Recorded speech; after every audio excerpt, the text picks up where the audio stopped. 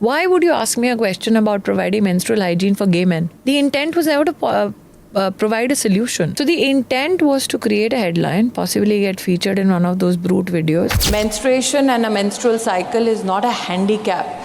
Where you said that about the menstrual cycle leave. Yes. That whole thing, it was so interesting because you said, and I'm going to quote, you said menstrual cycles are not a handicap. And I was like, yes.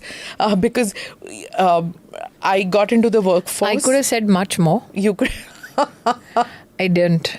Because the gentleman who asked the question never intended to find a solution for women. So it was Professor Manoj Jha. And he says, will the Minister of Women and Child Development be pleased to state? Can you look at part C of the question? Yeah, whether the policy contains provisions to promote and provide for menstrual hygiene among LGBTQIA community. Now tell me, the LGBTQIA community that the Honourable Member wanted a response for, which gay man without a uterus has a menstrual cycle? So the question was intended either to shock or to provoke or to attract attention, which it did attract attention. Yeah. It did shock many people. It did provoke a controversy. But the question in itself indicates to you what the intent is.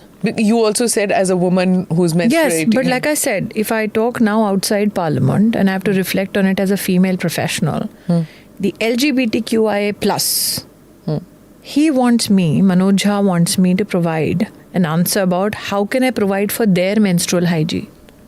For gay men. Which, for gay men, is it applicable? What did I say that day? I said, one, it is not an handicapped position that women have. Somebody said, आपने handicap क्यों बोला? I said, आप अंग्रेजी की कोई dictionary उठा के देख लीजिए, उसका दूसरा सिनोनिम impediment है. तो मैंने वो दोनों शब्द का इस्तेमाल किया, मैंने disability नहीं बोला इसको. फिर उन्होंने कहा, आपको पता नहीं है कि पेन होता है. अच्छा, interestingly, it's all men. Somebody, in fact, you tweeted about it. Some gentleman wanted to take out my uterus because I had such a position. He said, actually... I take umbrage on it for 3 reasons. One, the whole movement of feminism was so that women can have their opinion voiced themselves, no matter what the consequence.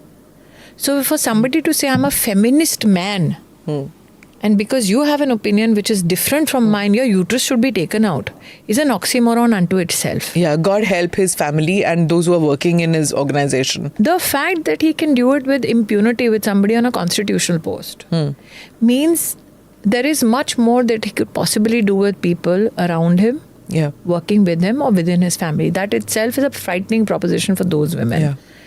But what is the issue at hand? I have unionized in media as a professional many issues, as a writer, as a producer, as an allied worker for people who work behind the screen. And our intent for 25 years has been, as members of a union then, that we don't want to create new challenges for women where they get harassed. Yeah. Or for that matter, where they are getting discriminated against. So imagine when a parliamentarian tells me that mandate a national policy, and I tell them that मैं वो मंत्री नहीं हूँ, वो health minister है. Yeah. लेकिन when you say that mandate leave across all segments, what does it do? For you to mandate and make it lawfully implemented, people have to report implementation. Yeah. Now imagine a scenario in a private sector, okay, where if somebody has to implement it, your HR guy has to know. Your accounts guy has to know.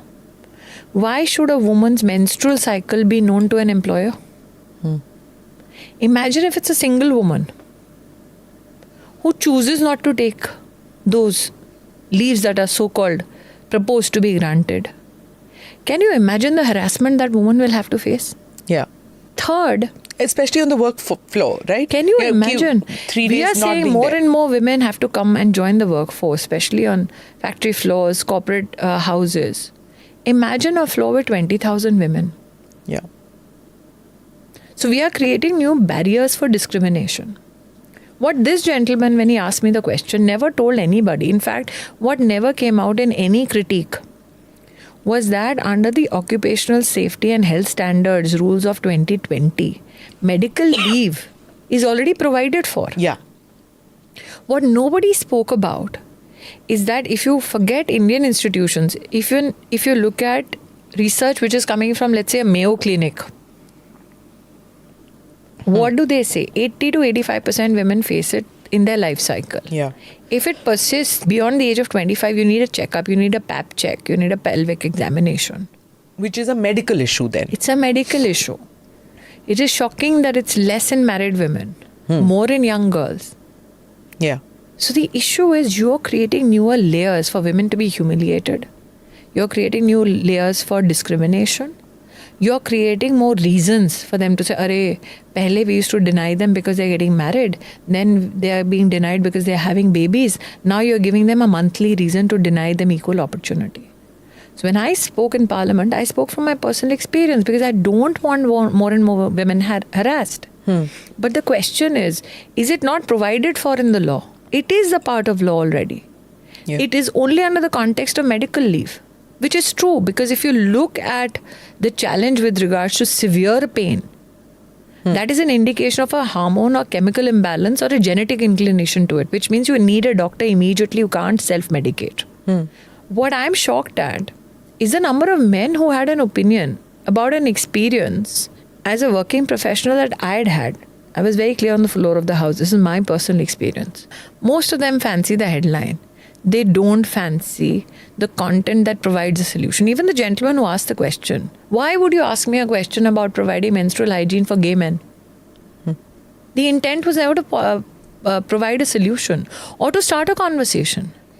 And then there was that... He's asking me in part 1 of his supplementary about the plastic composition of manufacturing of sanitary pads.